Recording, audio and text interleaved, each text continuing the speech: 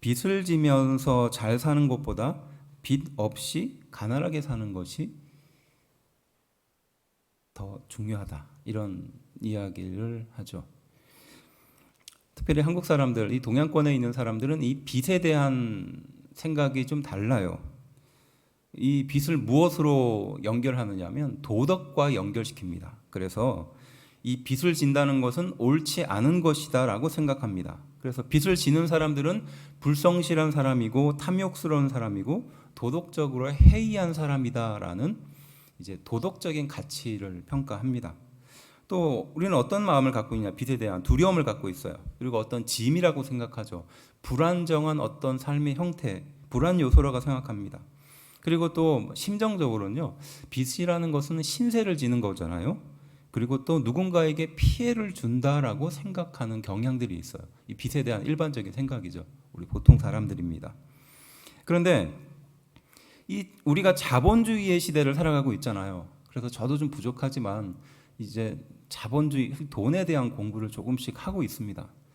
목회자가 너무 돈에 대해서 무지하면 참 그렇더라고요. 그래서 공부를 좀 하고 있어요. 그렇다고 뭐 대단하게 하는 건 아닙니다. 그런데 하면서 느낄수록 뭐냐면 우리가 살고 있는 이 자본주의의 시대에서 돈의 의미가 뭔가라는 것을 좀 생각하게 돼요. 우리의 생각, 앞서 말했던 그 생각과는 좀 다른 생각이기 때문에 말하는 겁니다. 자본주의라는 이 세계를 살고 있는 우리의 시각에서 본다면 두 부류의 사람이 있습니다. 물론 이 사람은 성실하고 또 사업개혁도 완벽한 사람이에요. 자, A라는 사람은요, 사업계획이 완벽하지만 돈이 없는 겁니다. 그래서 자본금이 필요해요. 그래서 어디로 갑니까? 은행으로 달려가요. 그래서 자신의 사업계획을 충실하고 성실하게 설명해서 그 은행에 돈을 일정 부분 빌립니다. 빚을 지는 거죠. 그렇게 해서 사업을 시작해요. 이런 사람이 있어요. 또 어떤 사람이 있습니까? 빚은 지지 않고 자기 자신이 할 수 있는 범위 내에서 사업을 꾸려나가는 겁니다. 그러니까 뭐 포장마차를 끌고 시작하든지 아니면 길에서 행상을 하든지 그렇게 시작해요. 자, 그러면 한국 사람들은 이 두 사람 중에서 어떠한 사람이 더 자본주의에 기여하는 사람인가라고 말한다면 어디죠? 후자입니다. 자기의 분수를 알아서 그 분수에 맞게 시작하는 것이 소위 말해서 도덕적으로 옳은 사람이고 빚을 지지 않는 사람이에요. 그런데 자본주의의 관점에 보면은 그렇지 않다는 겁니다. 전 여기에 충격을 받았어요. 아니, 당연히 우리는 후자 쪽이 괜찮은 사람이라고 평가했는데, 물론 도덕적으로 옳죠. 그런데 자본주의의 관점에서 본다면 이 전자의 사람은 자신의 사업의 영역을 확장해서 누군가 한 명을 더 고용할 수 있게 되잖아요. 그리고 또 누군가의 돈을 은행에 맡겼는데 그 돈을 그 사람이 사용함으로 이자를 지불해서 그 돈을 맡긴 사람에게 이자를 줄 수 있게 되는 거예요. 자, 그러면 이 둘 중에 누가 더 자본주의에 합당한 사람입니까? 네, 전자죠. 근데 우리는 늘 여기에 도덕적인 가치를 대는 거예요. 도덕적으로 옳지 않다, 옳다라는 가치를 대기 시작한다면 빚을 지면은 잘 안 됩니다. 그런데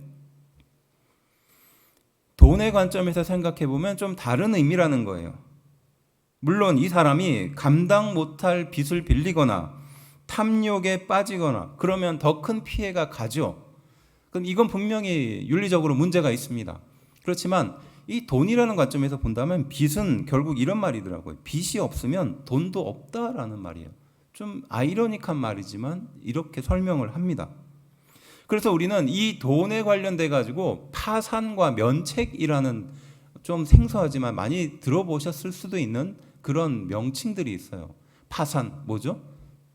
뭡니까?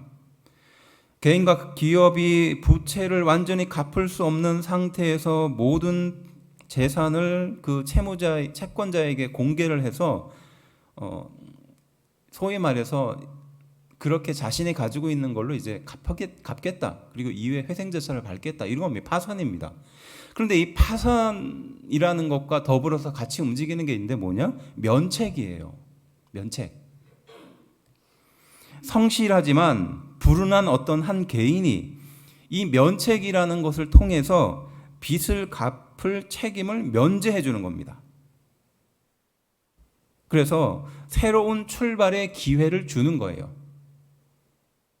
앞서 말했듯이 내가 가지고 있는 돈을 내 통장에 넣고 내가 그 돈의 범위 안에서만 쓰는 것이 경제적인 활동이라 생각했지만 사실은 자본주의, 돈이 돌아가는 그 관점에서 봤을 때는 그것은 어떻게 보면 자본주의와는 크게 관련 없는 행동이라는 겁니다. 그래서 오히려 더 이런 식으로 사업을 확장하고 더 많은 사람들을 고용하고 이런 식으로 사용하는 사람이 더 자본주의에 합당하다는 겁니다. 그래서 그런 행동을 하는 사람이 설혹 잘못을 저질러서 앞서 말한 것처럼 성실하지만 어떤 불운한 상태에 의해서 사업이 망하게 되면 어떻게 됩니까? 파산이라는 절차와 면책이라는 절차를 통해서 구제해 주는 거예요. 이해가 되시죠? 그러니까 우리는 이 파산이라는 그 개념 자체를 완전히 인생이 망가지는 것이고 끝나는 것이 그 이후로부터는 완전히 재개할 수 없는 상태라고 표현합니다. 이게 윤리적으로 생각해서 그래요. 그런데 이걸 다른 관점에서 본다면 더 열심히 노력하고 더 최선을 다하다가 어쩔 수 없이 맞이하는 파산은 다시 한번 기회를 제공해 주어야 하는 것이 옳다라는 거예요. 그래서 이걸 철저하게 은행의 시각에서 본다면 그렇게 파산을 해서 완전히 인생의 끝장나서 그렇게 극단적인 선택을 하는 것보다는 어떻게 합니까? 다시 한번 파산으로부터 벗어날 수 있는 기회를 제공해 주는 거예요. 그래서 그 사람이 다시 한번 경제 활동을 할 수 있도록 두 번째 기회를 주는 겁니다. 어떤 게 더 합리적입니까? 은행의 입장에서는 이 사람에게 두 번째 기회를 주어서 다시 경제 활동을 하는 것이 훨씬 더 합리적이죠. 제가 왜 이렇게 설명을 했느냐 하면요.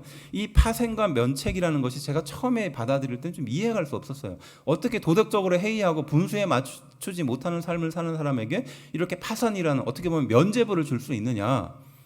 그리고 그로 인한 피해자들이 너무 많은데 그 사람들은 어떻게 구제할 것이냐.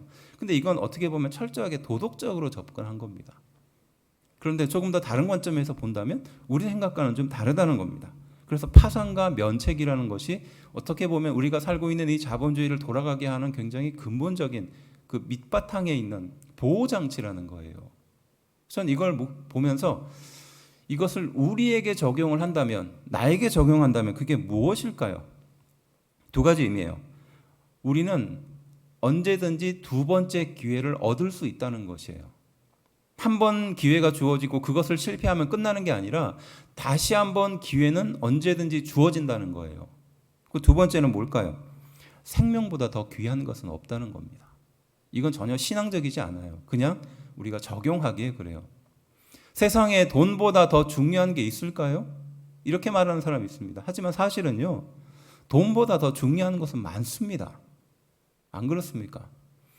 그래서 우리는 마치 돈이 더 중요하고 세상의 모든 것을 판단하고 돈이 없으면 안 될 것처럼 말하지만 사실은 돈보다 더 중요한 것이 있고 가치 있는 것들이 있어요. 그래서 이 두 가지 의미예요. 다시 한번 기회를 준다는 의미와 생명보다 더 귀한 것이 없다라는 이 보편적인 가치를 배울 수 있는 겁니다. 그래서 우리는 이 빚이라는 것, 또 빚진 자의 몇 가지 특성을 볼 수 있는데 빚이라는 건 사실 매이는 거죠. 매이는 겁니다. 갚을 때까지 거기에 묶여 있는 것이 사실이에요. 또 어떤 특징이 있습니까? 다른 것으로 무엇인가 대신해서 갚을 수 있어요. 그래서 과거에는요, 그 사람에게 도저히 갚을 수 없는 빚의 상태가 되면 내가 그 사람의 집에 가서 종의 신분으로 살거나 혹은 내가 도저히 갚을 수 없고 또 내가 그것으로 죽게 되면 그 빚이 누구에게 넘어갔을까요? 그 자녀에게 넘어갔습니다. 그러니까 무엇인가 대신 갚을 수 있는 상태라는 겁니다. 물론 이것은 부정적인 뜻이기도 합니다. 또 이 감당하지 못할 빚의 악순환에 빠져 있는 사람에게 어느 순간 이 빚을 갚아준다면 이것은 어떻게 보면 평생의 은인입니다. 앞서 말했듯이 돈이라는 것이 결국 우리 인생의 중요한 가치이지만 사실은 돈보다 더 중요한 가치가 있는 거예요. 그래서 이 중요하지 않은, 상대적으로 중요하지 않은 이 돈을 통해서 무엇을 얻을 수 있다? 평생의 은인. 또 이것을 통해서 자신의 인생이 바뀌게 되는 계기가 될 수 있다는 겁니다. 어쨌든 이 돈의 특성, 빚진 자의 특성에 대해서 좀 살펴봤는데요. 자, 그런데 이 사도 바울은 자신을 소개하면서 그리고 이 성도들에 대해서 설명하면서 빚진 자다라고 표현하고 있어요. 빚진 자라는 겁니다.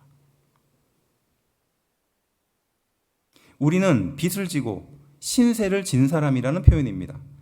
여기서 우리라는 것은 사도 바울뿐만이 아니라 이 편지를 읽고 있는 로마에 있는 그 성도들뿐만이 아니라 세상의 모든 성도들이 빚진 자라는 겁니다. 자신뿐만이 아니라 성도들은 빚진 자의 인생을 살고 있다라고 설명하고 있어요. 로마서 1장 14절을 이렇게 자신을 표현할 때 사용합니다. 헬라인이나 야만인이나 지혜 있는 자나 어리석은 자에게 다 내가 빚진 자다 이렇게 말해요. 여기서 헬라인과 야만인은 누구를 말하는가? 헬라인은 말 그대로 헬라의 말을 쓸 수 있는 사람, 야만인은 헬라 말을 사용하지 못하는 사람, 또 지혜 있는 자는 말 그대로 철학, 그러니까 세상의 생각을 읽을 수 있는 그런 철학이 있는 사람, 또 지혜 없는 자는 누구를 말하는 겁니까? 어리석은 자는 그러한 철학이 없는 자를 말하는 겁니다. 한마디로 쉽게 말하면 세상의 모든 사람에 대해서 내가 빚진 자다라고 자신을 설명하고 있어요. 또한 성도들도 그런 빚진 자다라는 겁니다. 자, 이 사도 바울이 말했던 빚진 자라는 의미가 무엇일까요? 이 빚진 자를 통해서 우리는 어떠한 신앙의 지혜를 찾아야 할까요? 말씀을 통해서 그 의미를 좀 새겨보려고 하는 것입니다. 첫 번째, 이 빚진 자에서 설명하는 것은요, 매임의 빚진 자라는 의미입니다. 매임의 빚진 자. 네, 빚이 갖는 특성이 있죠. 매이는 겁니다. 해결하기 전까지는 묶이는 거죠.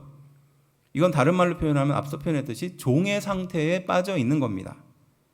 그렇다면 우리는 무엇에 묶여 있느냐라는 겁니다. 우리는 어떠한 상태이길래 묶여 있고 종의 상태이냐라는 것을 말하는 거예요. 지금 함께 읽은 말씀 8장 앞부분에는요, 사도 바울이 자신의 상태를 표현하는 내용이 등장해요. 7장 21절인데요. 이렇게 말합니다. 그러므로 내가 한 법을 깨달았노니 곧 선을 행하기 원하는 나에게 악이 함께 있는 것이로다 라고 말해요. 이게 7장 21절에 등장합니다. 그러니까 이거예요. 나는 선을 행하고 싶으나 내 안에 악으로 달려가는 자신이 그대로 남아있다는 겁니다.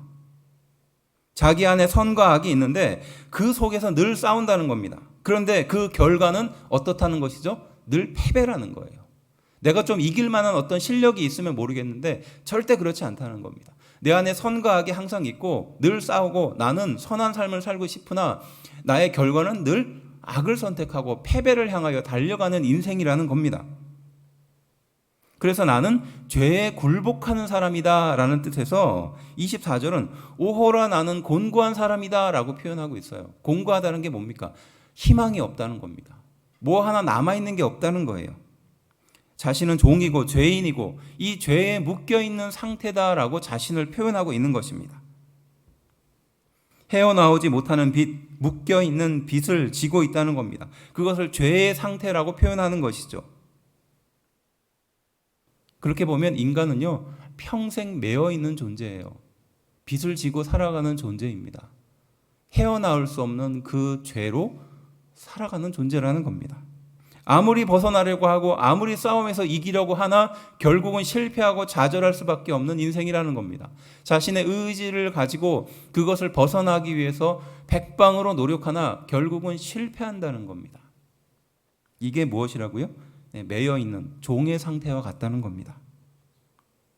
우리는 매이고 싶지 않습니다. 우리는 빚을 지고 싶지 않습니다. 하지만 우리는 일평생 매여있는 존재다라는 것을 지금 사도 바울이 먼저 밝히는 거예요. 그런 매임으로부터, 죄의 매임으로부터 벗어나게 될 그것이 있다라는 것을 설명하기 위한 전제로 지금 깔아놓는 거예요. 내 안에 이런 큰 빚이 있다. 죄의 빚이 있다라는 것이죠.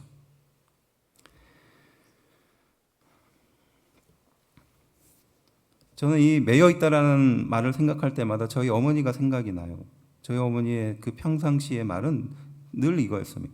내가 죽으면 자신을 땅에도 묻지 말고 바다에도 뿌리지 말고 어디에 산 위에 올라가서 바람이 많이 부는 날 뿌려달라는 거예요. 그 왜 그런가? 일평생을 날아다니면서 자유롭게 살고 싶다는 거죠. 자신의 꿈, 그리고 자신의 삶, 또 가정과 남편과 자녀, 또 때로는 돈에, 또 때로는 질병에 매이면서 살았다는 것입니다. 그로부터 자유롭고 싶은 한 사람의 간절한 소원이지 않을까요? 우리도 마찬가지입니다. 우리는 자유롭고 싶으나 돈에 매여 사는 인생이에요. 하루 종일 노력을 합니다. 무엇을 위해서? 돈을 얻기 위해서요. 그리고 그 이후에는 어떻습니까? 병에 매여요. 또 가정에 매입니다. 사람에 매여요. 어떤 환경에 매이는 것이에요. 우리는 자유롭고 싶으나 우리의 삶의 현실은 그렇지 않다는 거예요. 이게 무엇과 같다? 지금 사도 바울이 자신 속에 선과 악이 있는데 이것이 매일 싸운다는 겁니다. 그렇지만 늘 결과는 패배고 실패라는 거예요. 마치 무엇과 매여 있는 상태와 같다라는 것이에요. 우리 인생을 향하여 돌아보는, 우리 인생을 제대로 볼 수 있게 주시는 말씀인 줄로 믿습니다. 실제로는 벗어나고 싶으나 우리는 일평생 벗어날 수 없는 존재라는 것을 말하는 것이죠. 그래서 매임에 빚진 자라는 겁니다. 두 번째는 무엇입니까? 대속에 빚진 자예요. 그런 매임에 빚져 있는 우리에게 바로 대속이라는 말씀을 주셨습니다. 은혜를 주셨어요. 이 대속이라는 것은 무엇입니까? 무엇을 대신해서 갚았다라는 뜻이거든요. 빚을 갚을 수 있는 방법은 돈이면 돈입니다. 명예는 명예입니다. 아니면 또 다른 방법이 있죠. 대신 무엇인가로 갚아요. 그렇죠? 앞서 설명했던 그 내용입니다. 그 값어치만큼 갚아야 그것이 끝나게 되죠. 그런데 만일에 그 빚이 생명이라면 어떻게 하겠습니까? 내가 생명을 다해서 갚아야 겨우 갚을 수 있는 빚이라면 어떻게 해야 할까요? 다른 말로 표현하면 도저히 못 갚을 빚이라는 거예요.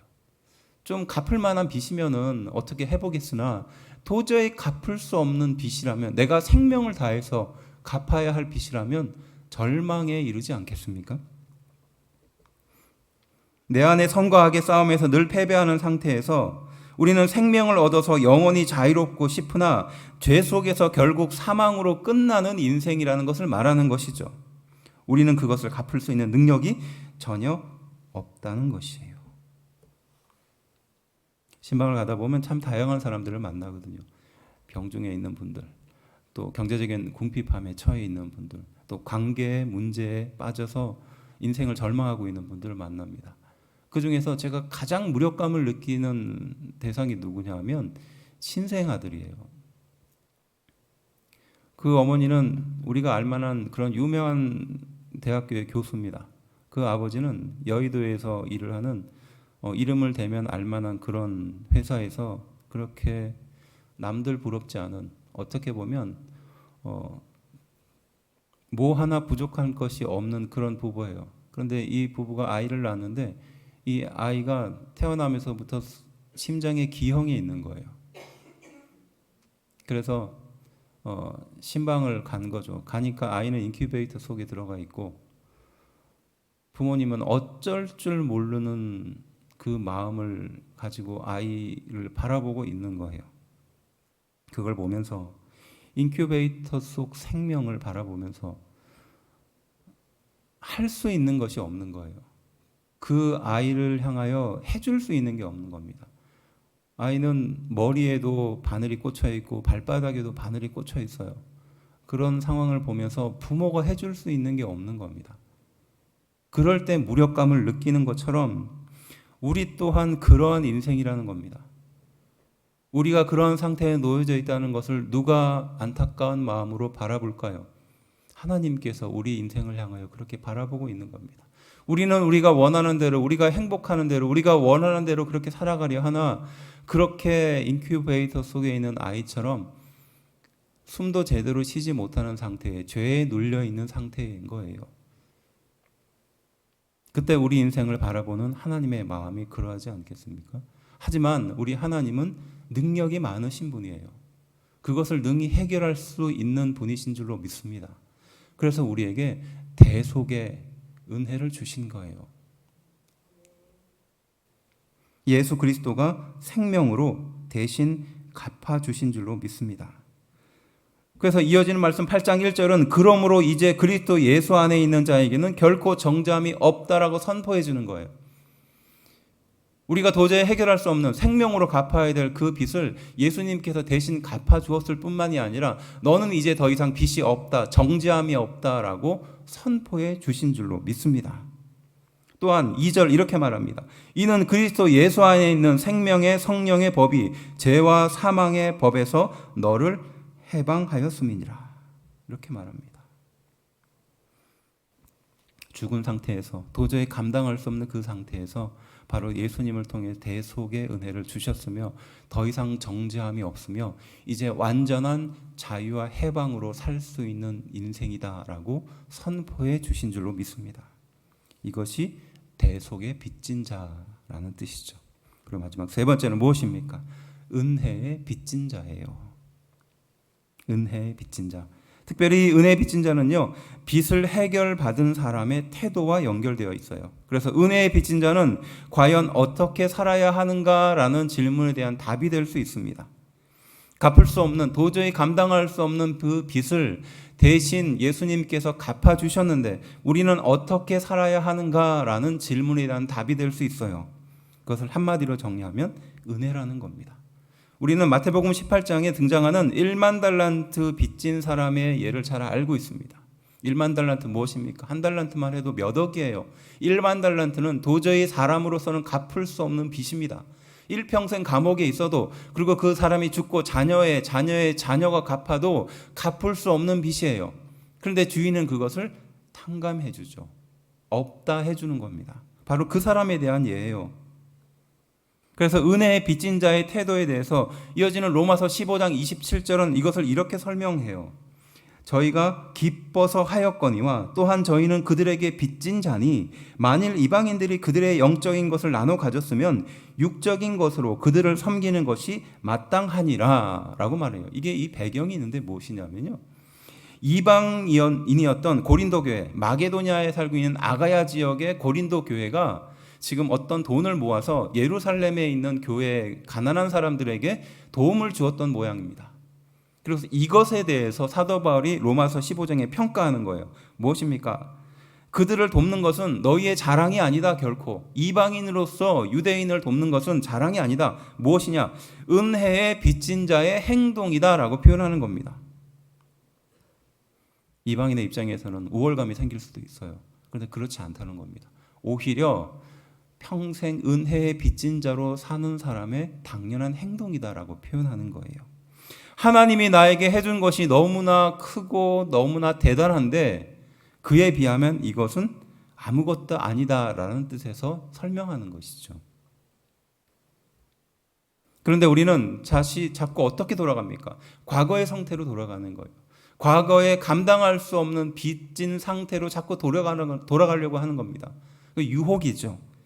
그래서 사도 바울은 자신은 그것을 어떻게 표현하느냐? 육신에 속한 자와 영에 속한 자라고 나누어서 설명하는 거예요. 쉽게 표현하면 하나님의 은혜를 모르는 자와 하나님의 은혜를 아는 자로 나누어서 설명하는 겁니다. 그래서 8장 5절에서 6절은 이렇게 말해요. 육신을 따르는 자는 육신의 일을, 영을 따르는 자는 영의 일을 생각하나니 육신의 생각은 사망이요 영의 생각은 생명과 평안이다 라고 말합니다. 그래서 은혜를 아는 사람, 육신의 일을 따르지 않는 사람은 결국 생명과 평안이 있을 것이고 반대로 육신의 일을 따라가는 사람은 사망에 이르게 될 것이다. 죄의 상태로 돌아가게 될 것이다 라고 설명하는 겁니다. 그래서 7절과 8절은요, 육신에 있는 자는 하나님과 원수가 되며 하나님의 법에 굴복하지도 않을 것이며 하나님을 기쁘게 하지도 못하는 상태다라고 표현하거든요. 마치 하나님께 그 많은 빚을, 도저히 감당할 수 없는 그 빚을 탕감받았음에도 다시 과거의 빚진 자의 상태로 돌아가는 것과 같다라고 표현하는 것이에요. 은혜를 은혜로 여기지 않는 것입니다. 앞서 말했듯이 마태복음 18장에 예수님께서 하신 비유예요. 1만 달란트의 빚을 진 사람이 주인으로부터 탕감을 받았습니다. 근데 이 사람이 자신의 삶의 현장에 돌아가서 100데나리온, 지금으로 따지면 한 몇 천만 원 정도 되는 돈이요. 큰 돈입니다. 작은 돈은 아닙니다. 그런데 그 몇 100데나리온의 빚을 진 사람에게 어떻게 합니까? 감옥에 갇히도록 그 사람을 힘들게 하는 거예요. 결국 그 주인이 그것을 알고 어떻게 합니까? 다시 과거의 빛으로 돌아오라라고 말하죠. 이게 무엇과 같다고요? 영의 일을 하는 사람과 육신의 일을 하는 사람과 같다라고 지금 설명하고 있는 거예요. 그래서 죄로 인해 파산 상태였던 우리가 과거를 돌아봐서는 안 된다는 것을 설명하는 것이죠. 그래서 12절부터 13절은 그 상태에 대해서 이렇게 교훈하는 거예요. 우리 말씀을 함께 좀 읽어보겠습니다. 12절 13절 시작. 그러므로 형제들아 우리가 빚진 자로되 육신에게 져서 육신대로 살 것이 아니니라. 너희가 육신대로 살면 반드시 죽을 것이로되 영으로서 몸의 행실을 죽이면 살리니. 이렇게 표현하는 겁니다. 죄로 인해 완전히 죽고 파산될 수밖에 없는 우리의 상태였는데 예수님께서 우리를 구원해 주시고 또 그분의 아들로 삼아 주셨다는 겁니다. 그래서 더 이상 육신의 상태로 돌아가지 않고 하나님의 거룩한 상태, 영의 상태로 돌아가야 한다는 것입니다. 그를 위한 방법이 몸의 행실을 죽이라는 겁니다. 육신을 죽이고 영으로 살면 너는 영원히 살게 될 것이다 라는 표현을 하죠. 그래서 결국 이것으로 끝나는 것이 아니라 우리는 15절에 종의 영이 아니라 양자의 영, 그러니까 하나님의 자녀의 영을 받게 되었다라고 설명하고 있어요. 너희는 다시는 무서워하는 종의 영을 받지 아니하고 양자의 영을 받았으므로 우리가 아빠 아버지라고 부르짖느니라. 아멘. 노예의 신분에서, 묶여있는 신분에서 자녀의 신분으로 변화되었다는 겁니다. 노예의 인생을 벗어나서 주인의 인생으로 변화되었다라고 우리에게 말씀해 주고 계시는 줄로 믿습니다. 정리하면 매임의 빚진 자라는 것은 무엇을 말하는 걸까요? 네, 죄에 매여 있는 우리의 상태를 설명하는 겁니다. 대속의 빚진 자라는 것을 무엇을 설명할까요? 그 죄를 갚기 위해서 생명으로 갚아야 하는데 우리는 도저히 갚을 수 없는 겁니다. 바로 그 상태를 예수님이 대신 갚아주셨다는 거예요. 마지막에 은혜의 빚진 자는 무엇을 말하는 것입니까? 과거의 상태, 육신의 상태로 돌아가는 우리를 향하여 더 무거운 빚을 진 그 상태로 돌아가려는 우리의 상태를 진단하면서 온전히 하나님의 백성으로 다시 하나님의 영으로 선택해야 한다라고 말씀하고 있는 줄로 믿습니다. 선과 악, 육신과 영이 공존하는 내 안에 늘 악과 육신을 선택하고 있는 나를 향하여 죄의 종이다라고 말씀하고 있습니다. 그리고 죄의 노예라고 설명하고 있어요. 이 빚을 갚기 위해서 생명을 다해도 우리는 도저히 해결할 수 없는 상태였습니다. 그런데 예수님이 그것을 대신 해결해 주셨고 그 은혜의 큰 빚을 지고 우리는 다시 살아나게 된 줄로 믿습니다. 그리고 우리를 향한 정죄가 사라졌다는 것이에요. 죽음의 빚을 해결했고 생명의 빚을 지게 된 것입니다. 그래서 우리는 빚진 자로, 생명의 빚을 진 자로, 영에 속한 사람으로 살아야 한다는 것이죠. 이것이 함께 읽은 말씀이 주는 교훈이라는 겁니다. 죄로 인해 파산 상태에 놓여진 우리를 설명하는 겁니다. 죽음의 빚을 일평생 갚아야 할 우리의 존재를 말하는 겁니다. 그런데 우리를 위해 예수님이 죄를 대신 갚아주셨죠. 그리고 더 이상 죄를 묻지 않으셨습니다. 이것이 바로 파산과 면책이지 않습니까? 그리고 또한 우리는 이 일을 통해서 주 안에서 새로운 기회를 부여받은 줄로 믿습니다. 세상에 더 중요한 것, 생명의 소중함을 우리를 통해서 깨닫게 해주시고 그것보다 더 중요한 것이 없다라고 가르쳐 주신 줄로 믿습니다. 우리는 너무나 많은 것이 중요하지만 사실은 정말로 우리 인생에 중요한 것은 한 가지밖에 없다는 사실을 가르쳐주고 있는 말씀이라는 것이죠. 우리는 무엇을 향하여 인생을 경주합니까? 우리는 무엇을 향하여 인생의 대부분을 사용합니까? 우리는 무엇 때문에 마음이 아프고 괴롭고 힘듭니까? 바로 거기에 생명 때문이다라는 말씀이 있어야 할 줄로 믿습니다. 생명 때문에 마음이 아프고 생명 때문에 힘들고 괴로워야 하는 것이죠.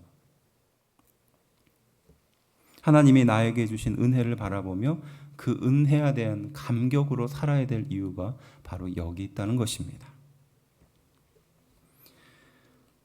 30세에 미국으로 이민을 가서 이민자의 서름을 딛고 번듯하게 사업을 잘 꾸려온 분이 60세에 소명을 받아서 65세에 목사 안수를 받습니다.